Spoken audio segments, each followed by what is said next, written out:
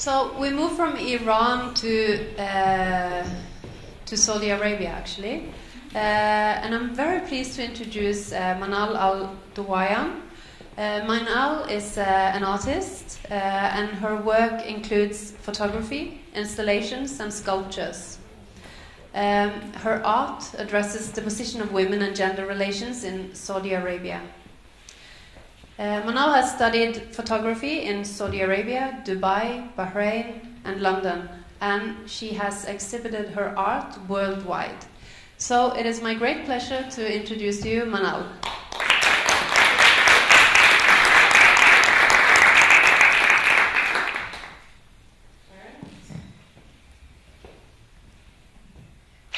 Hello, everybody.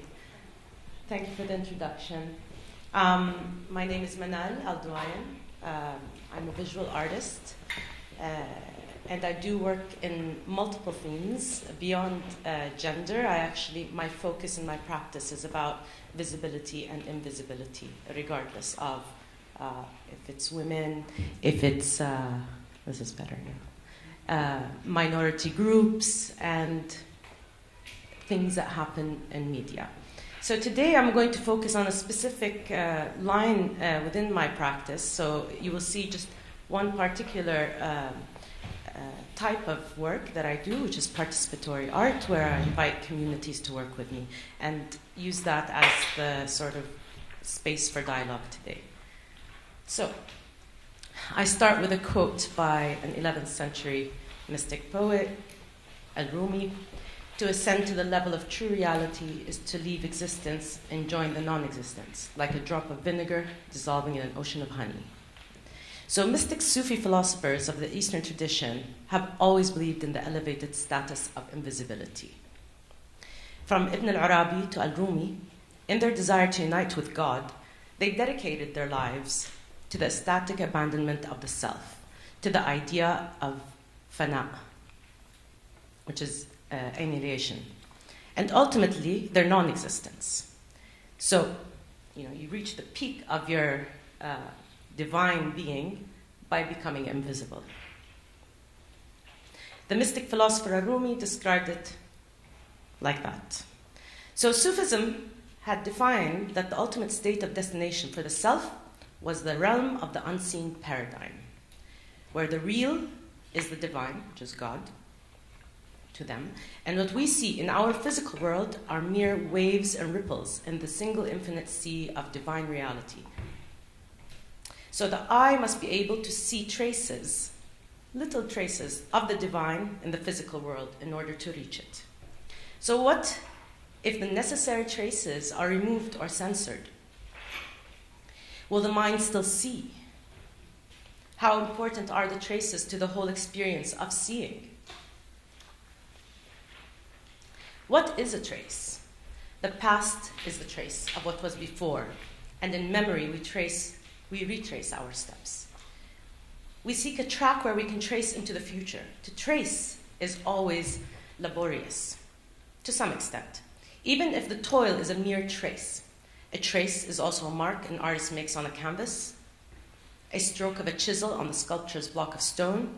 It is what we leave behind, our wake of trail, the path we make that others may follow, even if it is as transient as breadcrumbs in the story of Hansel and Gretel.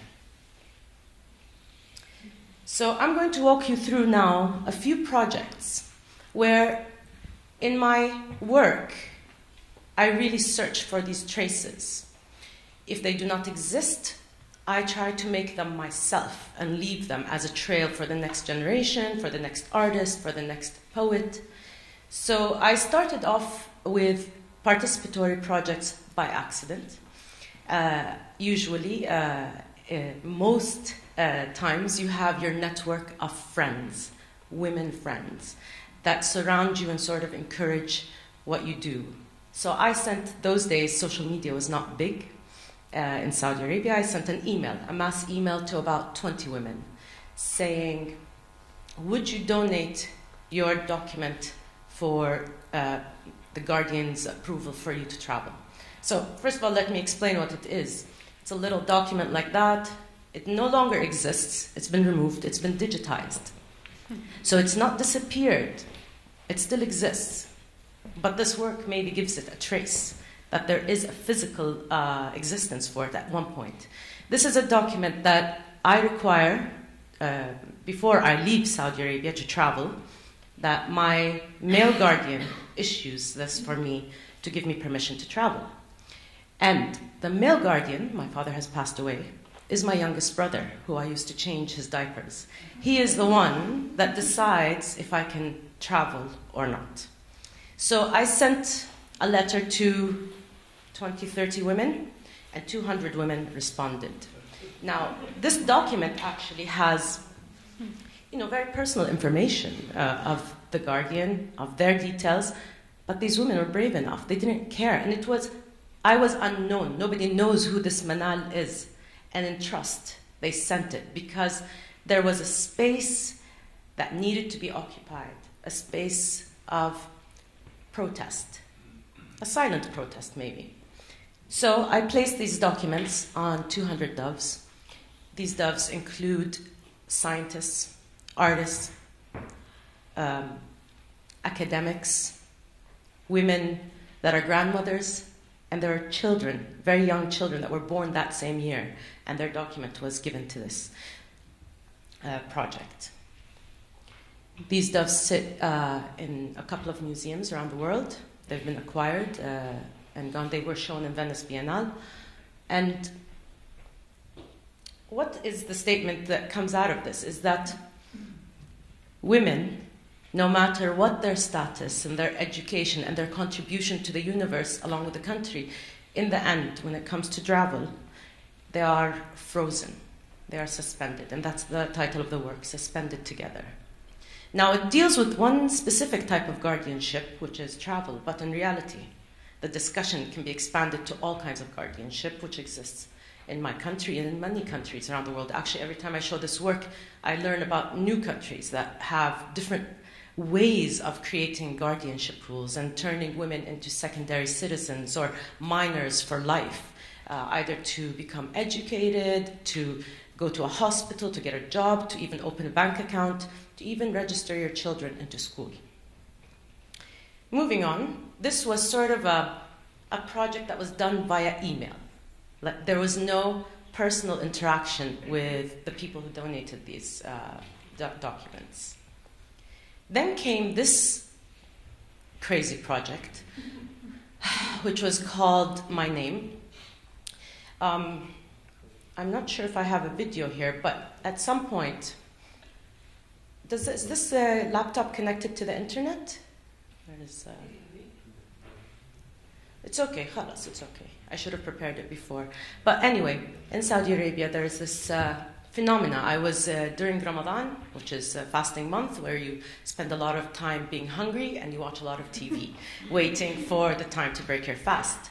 And there was this comedy show that kept on coming on, like a candid camera, where they approach people in the street and they ask them random questions, trying to put them on the spot, and everybody laughs. So in this, one of the shows that sort of inspired this work, a man would walk up to other men in the street and ask them, "What's your mother's name?" And then the men would immediately feel anxious, cannot pronounce the name. It becomes sort of a, why do you want to know her name? What's your mom's name? I'm not going to tell you. And became sort of, and they would laugh. And I found that very fascinating. I started having conversations around me, again, with the amazing women in my life. And it turns out that young boys have also taken on this sort of shame associated to women's names. So they started bullying. There's bullying happening in schools, boys' schools, where a young boy would find out another young boy's mother's name, write it on a board, and this boy would feel so ashamed that the whole class knows his mother's name that they would not go back to school. That's how bad it became. Yeah, and then we decided to do this, and this time it was not sort of a distance, like Suspended Together. I really needed to speak to more women about this phenomena because it's impossible. It does not stem from religion because the Quran mentions women's names. The Prophet mentioned many women's names, and usually in my country, they blame backward traditions on the Bedouins. And Bedouins actually are one tribe, one last name. So how do they differentiate between the members is by the mother's name. So it did not come from Bedouin culture, it did not come from religion. This is sort of a new social taboo that was sort of mutated and changed from the idea of covering the face, lowering the voice, erasing the name. So the name became put in a context that is maybe erotic, pornographic. It's in that level that it brings shame to somebody, that it's uncovered and seen by others. So, what did I do? This is how it started in the press. I just put out a very simple call on my Facebook page, Twitter, asking women, do you want to be part of my artwork? Feeds like this. What is my name? Participatory art project all about. Women of Riyadh and Jeddah, make a statement. We will not allow the Saudi woman's name to be erased, replaced, nor become a source of shame. And I kept sending these messages, hoping at least 10 people show up to this workshop, hoping. And I didn't know where the spaces were supposed to happen. Like, where would I make these sessions? And bear in mind, public gatherings in Saudi is illegal for political reasons. This is art. It's different. So suddenly, because of those messages, people started donating their spaces to me for free with tens and tens of young volunteers, girl volunteers. So you have things in Riyadh and Jeddah. These are associations, university campuses, and sometimes charities would say, just do it in our place, we'll work it out, we'll get you people to help you. And it was a wonderful gathering of people. Obviously, that's me giving a lecture like today. I had to lead this project by sort of a conversation. I introduced, first of all, contemporary art. So to understand what you are participating in. I didn't want to drag people into this project without them understanding what the context is. So there's a small lecture about contemporary art in Saudi Arabia. Bear in mind there are maybe 2 galleries in Saudi Arabia, only in one city, Jeddah. No museums. One has now been built. So the knowledge about contemporary art was almost minimal, unless these people have traveled abroad and gone to these spaces. So that was the first. Second, we bring up the issue. I mention it, I show a video, which I'll probably show to you at the end of this session just because of time. And then the women went nuts. People wanted to make statements. I didn't expect it. I thought I would give a lecture, then I'll move on, let's go make the artwork. People were like, hold it, I want the microphone. The microphone goes around, and women started saying things like, I've noticed this, and I've seen it, and it's wrong, and it's non-Islamic, it's non-nationalistic, and so there was like a moment of the voice coming out and trying to express, and then the gatherings happened. What I did is I told them to write their names on pieces of beads that I created because of the linkage. Prayer beads are usually used for patience when you pray and you're waiting, and I told them, write your name. And then once your name is written, these works are going to travel the world. Your name will never be hidden. There was massive excitement. Young girls, that's me posing with some of the participants.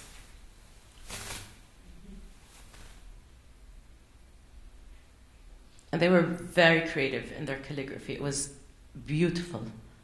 Sisters came together to these events. So you have to bear in mind, I had a caravan of cases and cars. So I moved from the east of Saudi to the west. So 3 cities. In every city, 200 women showed up. Can you believe? I didn't have enough beads. I only had 400 beads. So once the tables are full, the extra women would have to sit. And they wanted to sit in the space surrounding the activity. They just wanted to be part of this energy, this exchange, this moment where, and the tables were done like a dining style, so you talk all through. Mothers and their daughters, even fathers participated from home to write the daughters' names, young daughters who cannot come to our sessions. These are very famous activists that came to the event. Dr. Hattoun al-Fasi, who's a scholar in Islamic feminism. Bottom is one of the first activists of the driving ban, 1990. Dr. al-Mani. And Al-Amira al-Tawil, who is the former wife of Walid al-Walid. Women also sent their beads via boxes from all over the world, Saudis, women who were living in New York, living in London, and they got really excited. As you can see, their name was not just on the bead, it was, the interior of the box. During the sessions, young girls started tweeting, as people do. They're drawing, and then they take a picture and they post it. And then women from around the world started writing these things. My name is Elisa Hernando. If you are a female, introduce your name and support women's voice. So people started pronouncing their names as sort of a support to what was happening in Saudi Arabia as part of this project. And then it goes on. It was hundreds of messages. All right, we have to move faster. Anyway, this artwork was sort of put together, and that was the final installation. The next project, which I'll end with, is called Tree of Guardians. Again, I sent out like a Facebook, Twitter call out, and my idea was to examine when do women disappear from memory, period. And as family trees are drawn around the patriarchal sort of bases, I asked women to draw family trees of women only. At first, they thought it was quite funny and cute and, drawing. But then there was a sense of panic because people couldn't recall their grandmothers. They couldn't recall the names. And then in not recalling, you start fearing that you will never be recalled once you're gone out of the... So, again, people, this time, massive donations of spaces that were completely professional all over the country, hundreds of women. Again, the lecture, I had to teach people how to draw a family tree and how to structure it. And then the women started to create beautiful, beautiful drawings that you would never expect. And so the exhibition of this work always comes with the drawings. There's 400 drawings of women-only family trees. This is my sister's, so this is my family tree. She draws much better than I do. I'm the artist, but I don't draw. And these are the women gathering around the table again, having amazing discussions. There was a moment when everybody picked up the phone and started calling a repository of memory to their family, so the great aunt or the great grandmother, and saying who was the cousin and who married who. They started identifying who is the repository of memory for their for the names. And then they wrote the names. Women followed me home. That's my home up in the corner. Women came to the day that I was installing, bringing me food as bribes because they forgot somebody's name and they had to add it to. They just felt the guilt. Like, I forgot my great aunt. Can I come in? And it's enough. You don't need to add more people. And it became a very big responsibility about documentation of the invisible. People started sending me emails of voice notes that their grandmothers had, and they recorded. Sometimes, your grandmother says an amazing story, you record the voice note, but you don't know where to put it. And they just felt like, here, take it. They were giving it to me. And it was a big responsibility to have an archive of oral histories of these women. They came with henna, with their mother's or grandmother's names written on their palms. They came with certificates and gifts, embroidered gifts. This was sort of a big festival of memory. It became. And in the end, this was the final structure where the oldest generation is at the bottom and the youngest generation is at the top. And women in Saudi Arabia, according to this artwork, disappear from memory at the 9th generation.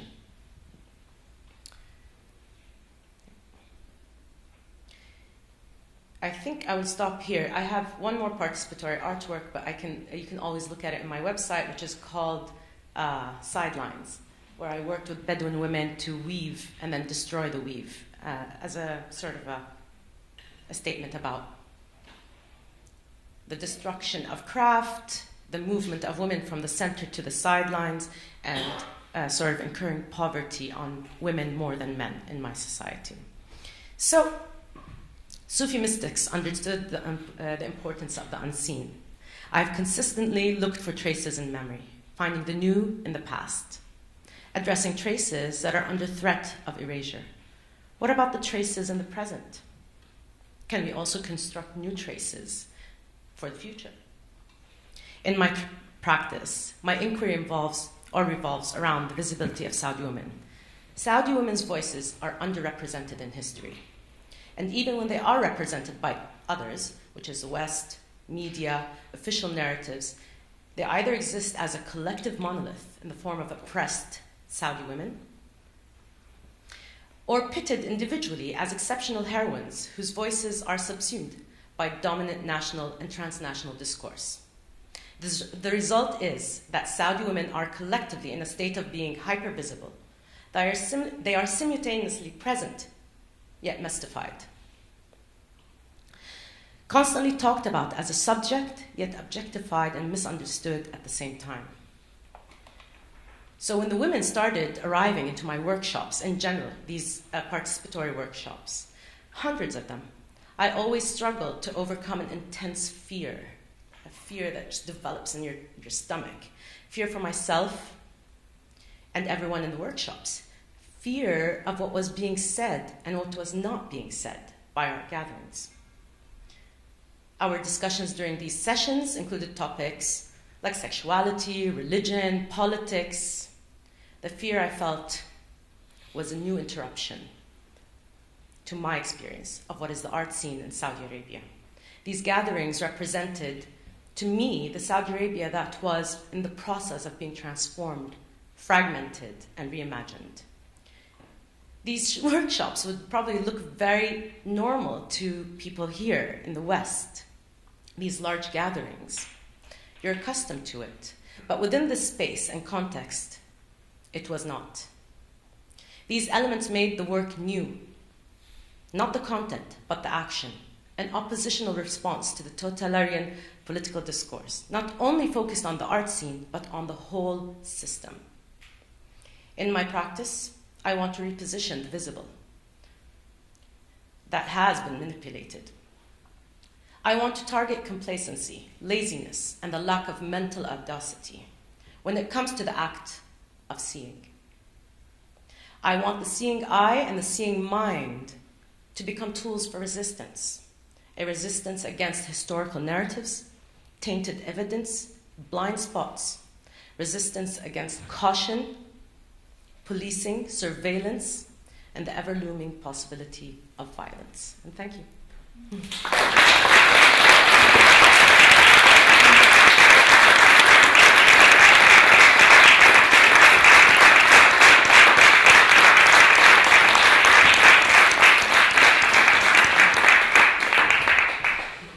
Thank you so much, Manal. So interesting to hear how you can take this gender discriminatory system and kind of turn it into something, a positive experience for these women. It's really fascinating to hear. We open up for questions from the audience. Yes, behind, yes, in the back. Okay, yeah. Thank you, Manal. What do you think about new situation for women since new Shah came to? You mean in Saudi Arabia? Yeah. So yes, the amazing reforms that happened a few weeks ago, the announcement of lifting the ban on women driving, yes, which is amazing. It was a very happy week. They also appointed new women in government positions. We have an embassy speaker in Washington who's a woman. And I think the reforms are moving at supersonic speed that women just can't believe it. We feel like is this real? Yeah, can we believe it or not? And it's exciting times, and it makes amazing material or inspiration for art. Nafisia. Thank you, Manal. It's very inspiring. I just wonder if we can know more about your third project, if we have time. So I just don't want we to... should take this on, briefly, yeah. All right, so Sidelines was a project because I've worked with weavers, Sedu weavers. So Sedu is a type of weaving done by Bedouins out of wool to create the big tents that Bedouins use to travel as nomads around wherever, whatever deserts. Actually, the craft is not specific to Saudi Arabia because Bedouins don't belong to, they do not adhere to borders. So there's a tradition of weaving actually all over the world. But specifically the weavers I've been working with are the Bedouin weavers of Saudi Arabia. And they were extremely poor. If somebody got ill, it was they'd have to wait for donations, charity. And these are highly skilled women that come from a tradition that's very proud. And it sort of affected me. I was thinking, how could this be? Where at one point, Bedouin women are the core of the society because they're the ones who stay in camp. They are the ones who protect the camp, raise the children, provide the food. Men were herders. They would go out to the desert, unseen for days. So the women had this amazing power, and they would weave and sell their weaving to get money, to create, protection, homes. They built the homes themselves.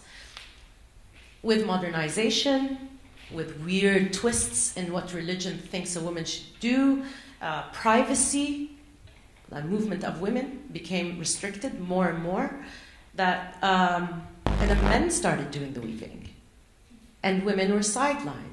And now, in these Bedouin cultures, men are fine. They all have jobs or crafts, but women have completely been removed from the center to the sidelines and live in poverty. So I approached them. These are very beautifully minded women, but contemporary art is not in their minds. So I had to explain to them that we will weave pieces. So about 9 women in Saudi Arabia started to weave pieces for me. Once they're done weaving, we destroy them. We open the string, which is really, it was the hardest thing to convince them to do because, when you make a beautiful piece of work and you wouldn't tear it apart, it's a sort of an agony. But they did it. They listened to me and they understood the concept I was trying to portray.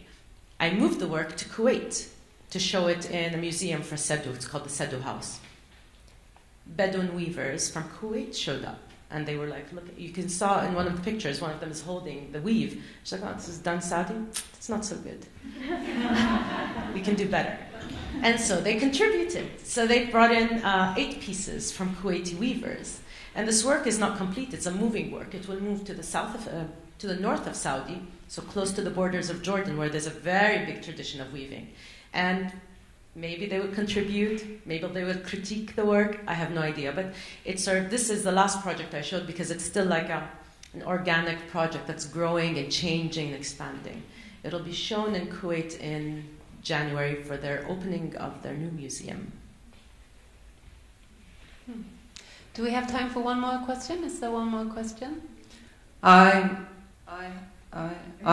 had a question. Sorry, it just sounded very loud here. I was wondering, I can see that all your participatory projects, they result in an exhibition. And and I presume you exhibited them, made the exhibitions in Saudi. So how was the reception of the actual exhibition in Saudi? Was there anything like in the media? Did anybody write about it, art criticism, or was it perceived as a social project, or So this is sort of a question. I know what the underlying, because I've heard it throughout my career, is that has there been any censorship to your work? No, it's not. That was not. Well, generally speaking, media in Saudi Arabia love my work. They just keep publishing it and keep showing it, and there's a big support for it. The only thing is the doves were never shown in Saudi Arabia because they were acquired immediately by a museum. So I showed them once, and they were taken by a museum, which I regret. I feel like they need to come back to my country to be shown. But once it's in the museum, that means they're housed, they're protected. And one day, once we have a museum, we can borrow it, which is fine by me. It doesn't go into a private collection, a public collection now. I've shown every single work I've ever made, firstly in Saudi, then it tours the world. And usually the reaction is very different than outside and inside. This is a whole other conversation of encounter with the work and the conversations that happen around it. But to simplify it, in Saudi Arabia, I never speak about my work. I just show it, and people get it. I never need to develop context. I don't need to create a sort of a framework for them to understand. They arrive, they know, they move on. And the dialogue happens. Whereas when it travels abroad, there needs to be a lot of work to create context and understand the politics and understand that these are not weak women. It's just, they just needed these spaces created. And their contribution is just as impactful as mine to this whole story. Does that answer? Yeah? Yes? Quick question. I just wondered about the symbology of the white dove in your cultural context. If it has a very different from the Catholic usualism symbology. So I didn't use it. Well, definitely, the dove has a symbol of peace. And it's a symbolic body, an animal that the body of it has turned into a politicized body, which is really what the Arab women's body is now about, especially here in Europe. To wear the veil, not to wear the veil. To be in public with the veil, not to be in the veil. And it's become so politicized, this body, that by placing that document on it, I was like, let's embrace it, let's go for it.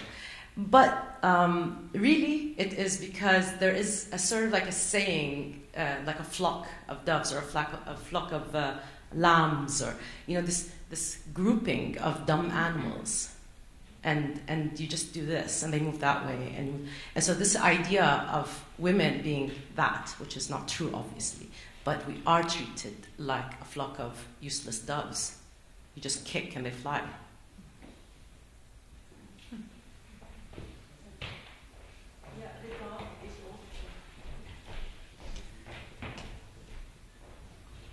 I wonder if it may be because a dove is considered a messenger.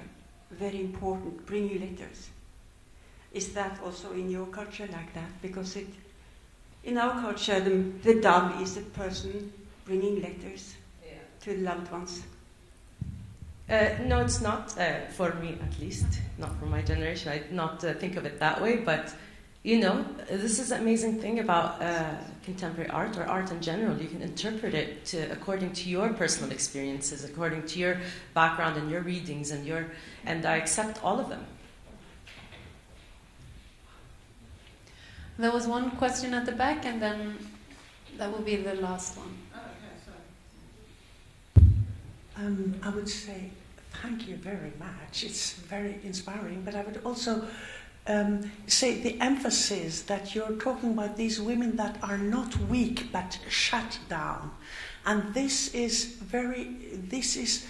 something that is not understood in the West. We think when somebody's wearing their cover-up and that they are oppressed and suppressed, but also weak. And I think it's very wonderful the way you show the strength is there, completely intact. And that needs to be shown here in the West. We're having a cultural misunderstanding there that you're putting right. Well, before coming to this conference, I was thinking about activism and the idea of activism and cultural activism and artists that are activists and political art versus making art politically and all of these ideas, and then adding a new layer of West versus East, which is also very different, the way things are done, the way feminism is approached, the way words like oppression and freedom are interpreted in these two different states. I really was obsessed with this idea of what does it mean to be an activist in a space like Fatima and Mehdi, where your life is in danger, and where you make small gestures. And these gestures are what I call traces. And that's why my presentation was not very clear, but this is what I meant, that activism can happen at different levels. And there are certain contexts, certain situations where countries, politically, culturally, societies are not ready for the activism that exists in the West. That there is a new way, or not a new way, it's always existed, but just completely different way of approaching what it means to say no to something and to protest. And it's amazing how people come up with the most brilliant ways of, in the end, saying what they want or objecting to what they don't want. So in my gatherings, the participatory works at least, it was a space for activism. It was people walked out of that room feeling, I did something. I feel better. Actually, one thing that I noticed is that once the sessions are done, we've taken, all my volunteer assistants took the works, we said thank you, let's all clap for everybody, and we all clap and hug. People don't leave the room. They stay. I'm packing, and I'm looking at them like, when are they going to go? Until we switch off the lights, they walk out with me and my team. Just because that energy in that room was so amazing that they wanted to prolong it. And this is the type of activism that is not talked about, that is not acknowledged, but it is, I think, in my country at least, is the kind of activism that changes things. This is activism that negotiates itself within the system, not, stands up and then sort of gets rejected by it. Of course, there's the activists, and then there are another layer of activists, and all participate in contributing to change and making life better for families, children, and human beings and animals alike. Yeah. Thank you so much, Manal. Thank you. I'll say one thing, actually. I was fascinated that this was... The reason I came to speak here is because I love that this was an artist-led event. And I really appreciate what these artists here in Oslo are doing to advance art and activism. Thank you, guys.